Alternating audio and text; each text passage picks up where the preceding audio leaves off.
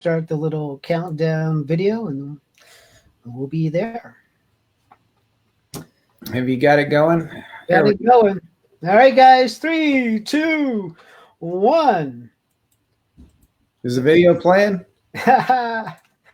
No, but there we are. All right, we made it. Welcome, everybody. Let me move us out a little bit so we're not. There we go. How's that look, guys? Much better. Much better. There we go. Now we look good. Hey, look, we've got people commenting already. Listen, everyone, we want to thank you for joining us. My name is Ken Quinn, and boys, go around the horn here. Introduce yourselves. Hey, this is Ron Hooper from Scottsdale, Arizona. Welcome, everyone. Welcome. My name is Ken Clark. I am the regional director for the southern states, I guess. And welcome to our Thursday night podcast. We didn't do one last week. All of us were pretty much on the road. And so we apologize for that. We're trying to make sure that this gets done every single week. But we've got a lot going on, which we're going to get to and talk about here in just a second. And so sometimes, that's just the way the ball bounces. We're not going to be able to get it done to be on the podcast. But here we are. So, welcome. Is that what this is, Clark? A podcast? I guess I don't know.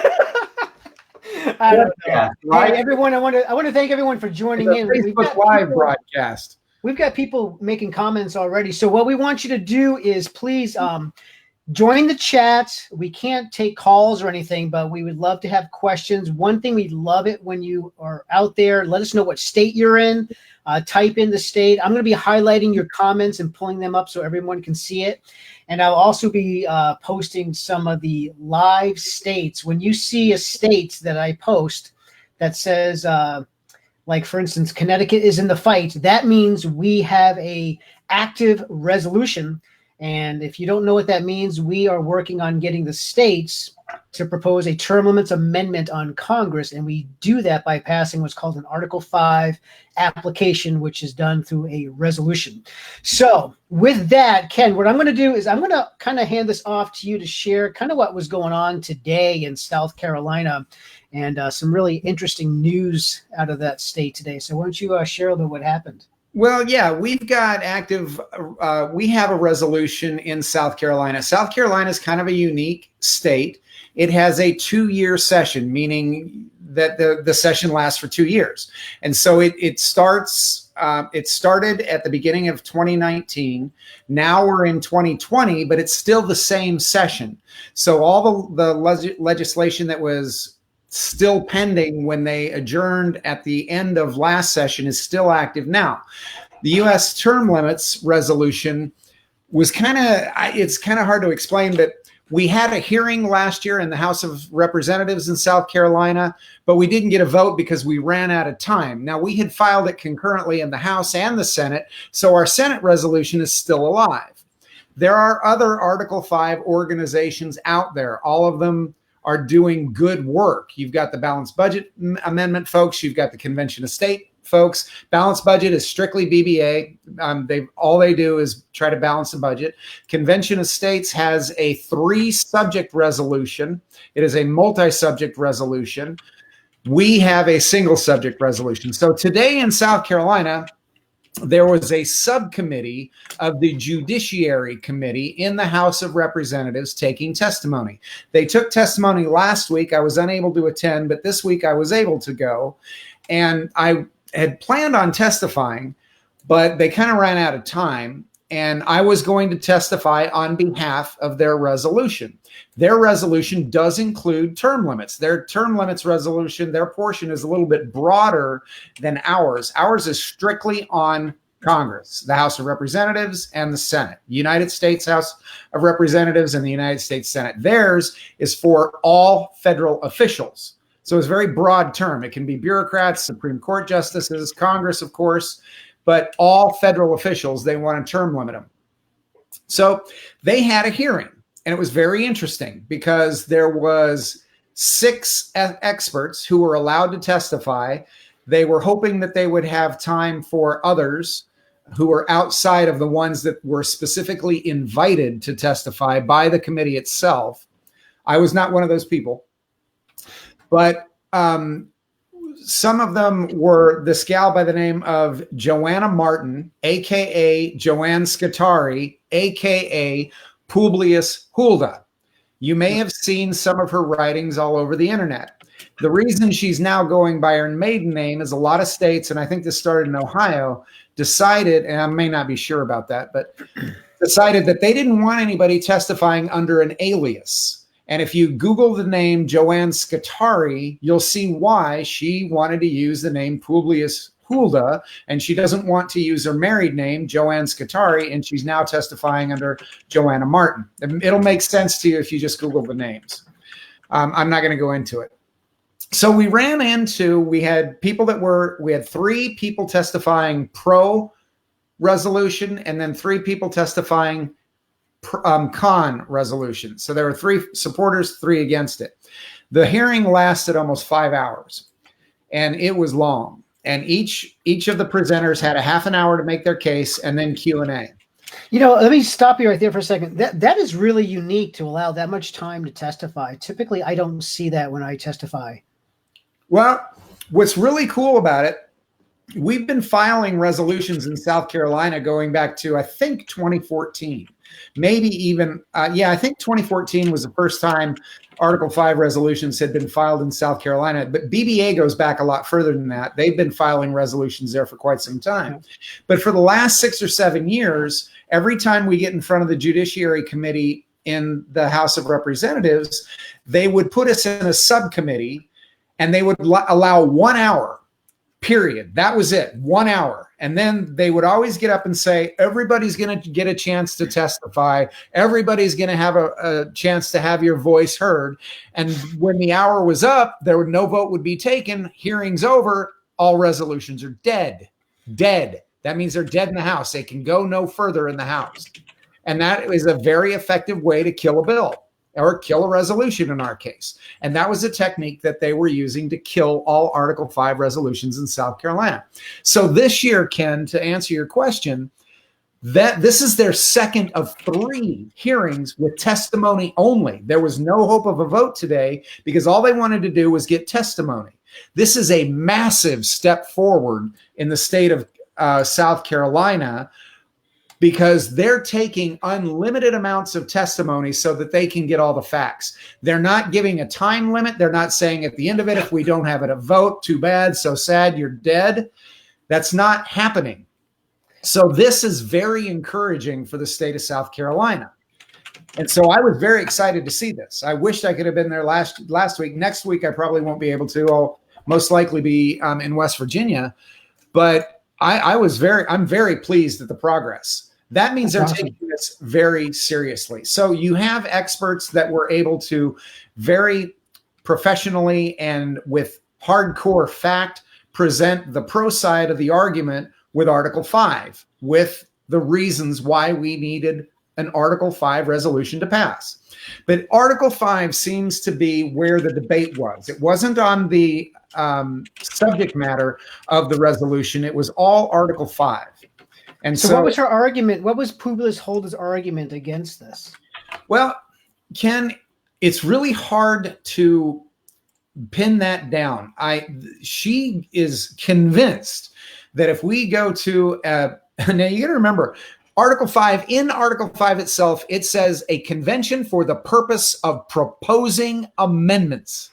It has that exact language in it. So this is an amendments proposing convention. You cannot rewrite the Constitution. You cannot do anything beyond propose an amendment. That's it. It's all the power it has. It's making a recommendation. So she waves this new American Constitution around and this new socialist Constitution around. And she says, this is what you're going to get out of that convention, because it'll run away and it will do this and it will do that. And man, I tell you what, I thought the British were coming. I really did. I thought we were going back to World War III. Well, there's got to be a lot of extremists, like people like that, and it's easy to see that they're at the far fringes. We had that experience in Arizona this week, which was unusual for us because I'm used to talking to 10 people that totally support term limits. All of a sudden, we have a bill that's in committee, And all of a sudden we get a bunch of names of people that are against this. We were really amazed because there must have been 100 of them.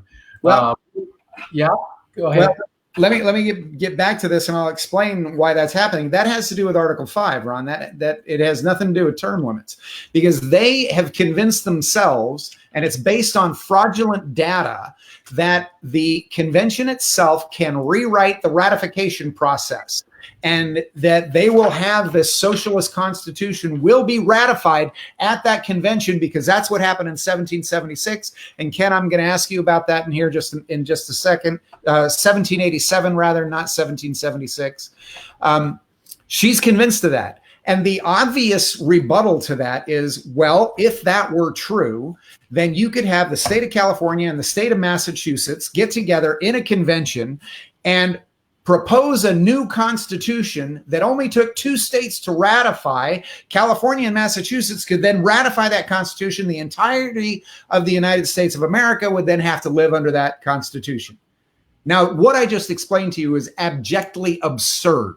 Yes, it is. But she seems to believe that that's possible because that's what could somehow come out of an amendments proposing convention. It is that whacked out. I mean, she had all this information. Quinn, I don't even know where to begin. Ron, and it was, well, you sit there and you listen to it and you're going, what planet are they on? To those people, to the legislators, did you see all the stuff that she handed off to them? Part of what she handed off to them, Ron, was a quote unquote constitution that Bush 43, the president of Mexico and the president of Canada, came up with in some meeting at Bush's ranch in Crawford, Texas. And that was going to be the new constitution for the United States of America and the Northern Hemisphere, if you will. And Bob Menendez, who was one of the experts testifying today, made a really good point. He said, well, I'm just glad the aliens weren't there as well. Because, I mean, you listen to this and it's insanity. They don't even make sense. And so this is what we're up against. But it strikes fear into the heart of populace. And the populace goes, oh my God, what are they doing? Because they don't know any better. They simply don't know any better. And a lot of people then start blindly following this dribble. They don't know the facts. Very rarely will they do their own homework. We live in a soundbite society, but fortunately we have experts like Michael Ferris, Rob Natelson. Quinn, you're an expert on this. I am an expert on this simply because I've been studying it for 6 years. I'm not even in the same category as you are, Quinn, but when you compare me to the rest of the world, I'm an expert. And it doesn't take much knowledge to know that garbage that they're spewing is just that, garbage. So Ron, you ran into this in Arizona. What did you run into?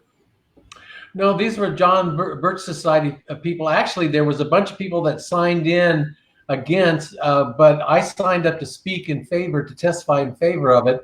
And there was really only 3 people. There were our group, which was myself, my wife, and my son, because this kind of came up.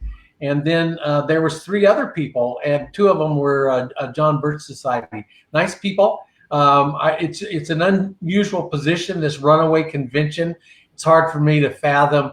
It only takes 13 states to stop anything. We've just had this recent ERA amendment, so you can see it's not. We're not going to accidentally drop an amendment into the Constitution. That's obvious. So I'm a little surprised by that position. But nice people. But it's the first time I've ever ran into people, because the people I talk to are 100% behind term limits for Congress. They realize that that is broken, and it might not be the perfect answer, but it's a answer. So that was just our experience, and we'll learn more as time goes by. Well, what amazes me the most is the abject, the JDS guy was probably the most well-prepared. His name is Mr. Brown. And he had a beautiful slideshow presentation ready. And he had bits taken out of the Madison's notes from the 1787 convention. He had parts of the Federalist Papers that he used to support the fact that the 1787 convention ran away and it was an unconstitutional constitutional convention, and that our founding documents are in fact based on fraud, and we just got lucky. And what really strikes me, And a lot of this information I have, Quinn, because you presented it and you've done the homework, but he would use a snippet of part of the Federalist Papers and not do the paragraph right below it that completely was contrary to the point he was trying to make. You can take a line out of any document, whether it's the Constitution, whether it's the Federalist Papers, whether it's the Bible, and you can take it out of context to mean what you want it to mean, not what it actually means. Well, one of my favorite things I use is that when they looked out.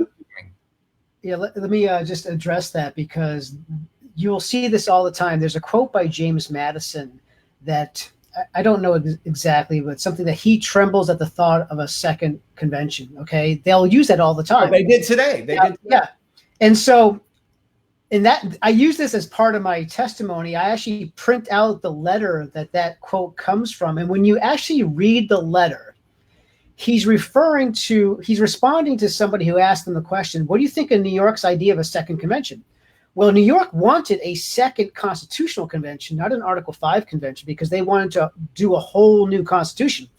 And even within that letter, I forget who he wrote it to, but within that letter, he talks about the two different types of conventions. The constitutional convention, which requires a unanimous consent to call, and also a proposing convention, which requires 2/3 of the states to call. And so within that same letter, he describes the two types of conventions, and yet they always want people to think that an Article 5 is what they term a con, a constitutional convention where they can rewrite the whole thing. And well, I think it's also important to note the timing of that letter. When it was written was right after the Convention of 1787 and right before our new Constitution had been ratified. So we hadn't even stood up our new government yet, and New York was already talking about yet another convention. And so he did not want to go through that again. He knew what it was like going through the original convention in 1787, and that's what he was opposed to, and that's what they were trying to do. Before they had even propped up the new government, New York was talking about yet another constitutional convention. And he was like, no, we're not going to do that again. We've got the document we need. It solves the exigencies of the Union. So let's go forward. Yeah. And that's what that letter was responding to. Yeah, we'll have to do some informational shows to take on each of these items, because it's a lot to cover in a half hour like this. But all I want people to know out there, listen, folks, there's a huge army out there trying to oppose us. And I'm not just talking about JBS and these small little groups out there that are loud, but there's a lot of money out there that's working against us behind the scenes. And what we need everyone to do is join us, help us. You know, Ron, you talked about how 100 people went online in Arizona to basically testify, you know, stating they're against this. We need our supporters to testify in behalf of this, because we've got to make some noise. The legislators have got to hear from their constituents that they want term limits. And that's why we're doing these shows, folks. We're doing these to get you engaged. And we need you to go to our website. Up top, if you take a look at it, there's a take action section where we have current calls to actions. Sign up to volunteer. You know, we need help on the ground. We have a lot of volunteers throughout the country that are trying to do the best that they can, but they need other people to join them. We can't do this with one or two people in a state. And so I implore you, if you're watching this, please help us. Well, and one thing I wanted to just mention is, you know, when you take a look at a very slick, very professional presentation like I watched today, it was very good and very well prepared. And he's going to show you how it's got all the right edges, okay? And it is very solid. And he's going to show you that this thing is a brick. What he's not going to tell you is that it's paper thin. Okay. And the reason he's not going to show you the full context of the Federalist Papers that he's using to disparage Article 5, he won't show you the entire letter. What was great, well, not great, but did you notice he didn't touch Federalist 85, which goes into detail about the Article 5 convention? Completely left that out of the entire discussion. And yeah. Well, of course. Anyway. let's move on from that, because they're always going to be out there, but the more we educate and people out there learn that this cannot run away. There's no such thing as a runaway convention. The 1787 was not a runaway. We got to break up this fear, and we can only do that by educating and getting the truth out there. So, hey, I used to be a victim of this nonsense. I used to believe it. So it took me a while to embrace what I embrace today, embrace Article 5. But once you do, man, you can't look back. And I think that's one of the funnest stories, Quinn, is that you were a card-carrying, dues-paying member of the John Birch. No. I never paid money, and I never carried the card. But I ordered their material. So I just want to make that distinction. Okay. But you when they started going after Article 5, you immediately said, "Oh, we need to go after that." But you always do your homework. And you did. You dove into it like you dive into everything else. And you realized, I'm being lied to. And that's why you're so passionate about getting the truth out, is because you don't like being lied to any more than the rest of us. That's why I don't watch certain news programs, because I don't like being lied to. Yeah, it really ticked me off when I realized they were literally lying about the framers in our history. Once I learned that, that ticked me off. And so now I've made it my mission in life to expose that and use the truth to save the country. And so we're all doing that. So it just takes time. We'll get there. We'll get there. And I'll tell you, fear is quite the motivating factor, unfortunately. And that's exactly what the framers faced with the anti-federalists, the ones that opposed the Constitution. They used a lot of fear tactics back then to try to stop the ratification from getting the Constitution from getting ratified. So it's the same. There's nothing new under the sun. The same tactics back then are being used against the Constitution today, and we just got to push back harder. So anyway, well, why don't we man, you got my blood going now, man. Well, yeah, I love Aaron's comment. Ken Quinn is a reformed man. Yes, he is. Yes, I am. Yes, Aaron, I am. Charles Pinckney, man. Yeah, that was funny. And it was, you were hoping that somebody would refer to him. I saw his slide. And if you notice that, here's a little, history here. The Charles Pinckney that he pulled up on his slide is not the same Charles Pinckney. That was his cousin. Yeah, there's actually two Charles Pinckneys at the 1787 convention, and he quoted the general, not the one that is my hero. So there's a little tidbit there for you. Anyway, okay, hey, so let's talk in our closing segment here. I'm going to pull up what's going on the 27th of this month. So let's share a little bit. Oops, hold on. Let me get the screen here. You know what? Let me just pull up this one slide so we can talk about Term Limits Day. You guys want to share about what's going on Term Limits Day? Go ahead, Ron. Yeah, so we have lots of things going on in Arizona. We have a group that's going to be in Prescott. Check out our Facebook, because it'll have the locations. In fact, I think we may have one or two different locations in Prescott. We have a location down in Tucson, and we have 3 locations around the greater Phoenix area, including Scottsdale and Carefree. So lots of activities in Arizona on Term Limits Day.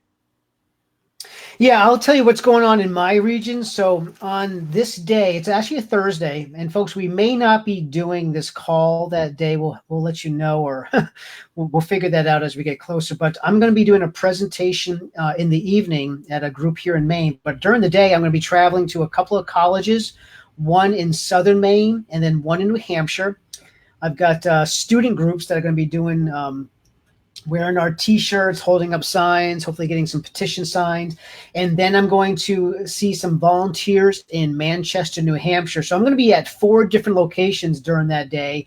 And then Mike Riley is in Pennsylvania. He's going to be doing an event in his county. Chris Lehman in Pennsylvania is going to be doing an event. And then Mike Odell is going to be doing an event at Annapolis in Maryland. So we've got some great events scheduled, and we're hoping to get a lot of great videos, photos, and basically everyone, just so you know, we're using this date as a way to educate our citizens on what term limits is all about. And this is the date that the 22nd Amendment was ratified, which placed term limits on the president. And if it's good enough for the president, then it's time we get it done for Congress. So, hey, wait a minute. I got one more I forgot. We have a new director in Southern California, and he has set up a term limits day petition signing at Walmart. nice. So we're shipping a bunch of stuff to him and Walmart. I mean, we should get a lot of petition signers at Walmart on term limits day. You should get a lot of good pictures there too. We're gonna do that. So I'm gonna leave that one alone. All right, Clark, what's you got any updates on what's going on in your neck of the woods? Well, we've got events going on in Georgia, Kentucky, West Virginia, and so there's a lot to do out there. So yeah, lots of good things happening. I think Alabama is got some things going on too, and away we go. Yeah, so I'm hoping what we can do is possibly maybe we could do some live video during the day. Maybe during the day we'll do one of these live streams and capture some of the events going on. It could be a few segments throughout the day, but we'll figure it out, and we'll get the videos and the photos out there. And I know we have, what's it called on your Facebook profile? A frame? I think we've got a term limits frame.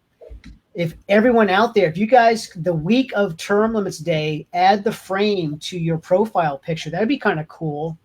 I don't know what, just search U.S. term limits or term limits day for that frame and put it on your picture.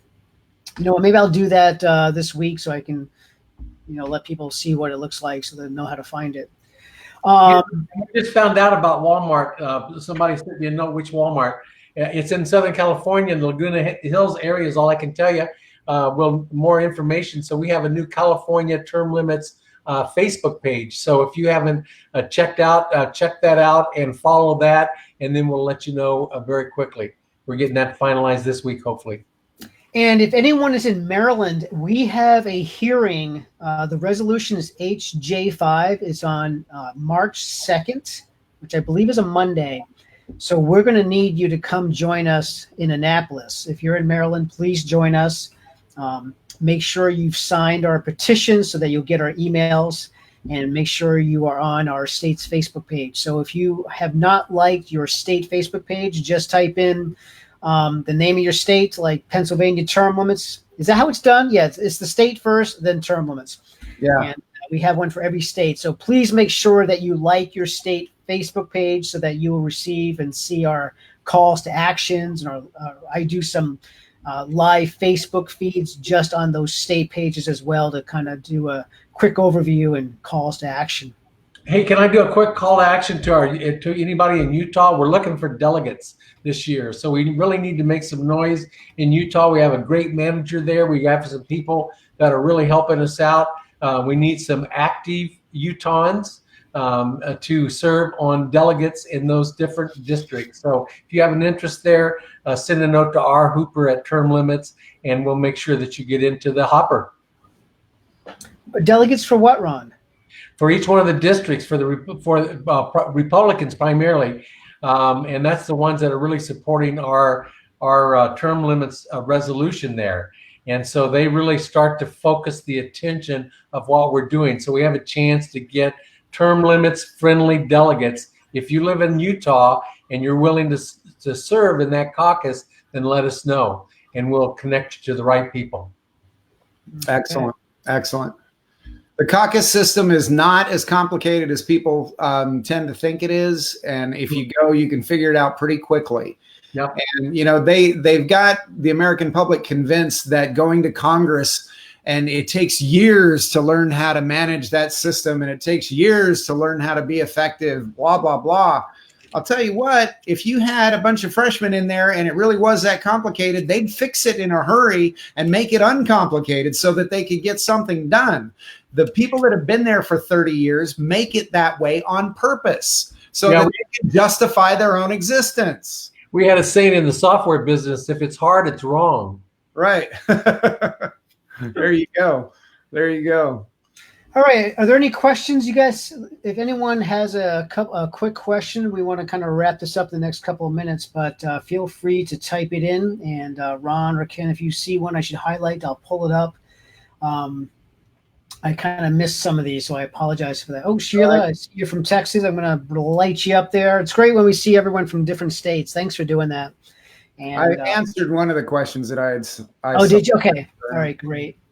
All right, guys. Well, listen, I think that's a wrap. It's 9:00. It's been a long day. We've got a lot of stuff happening. A lot of my states are getting in the hopper. So I've got Wisconsin, Minnesota, Connecticut, New York. A lot is happening. So we need your help, folks. Go to termlimits.com, sign our petition, and make sure you sign. If you want to get involved, go to the Take Action and volunteer. Just fill out the short survey. Let us know how you would like to help us, and we'll be in touch. We need your help. Gentlemen, anything else you'd like to say? We're pushing really hard in West Virginia. If you're in West Virginia, we need your help there. We need your help in Mississippi. We need your help in Georgia, South Carolina, and Louisiana. So let's rock and roll. Any parting thoughts? Words of wisdom, Ron? Keep the shiny part up. All right, everybody. Have a good night now. Take care. Bye-bye.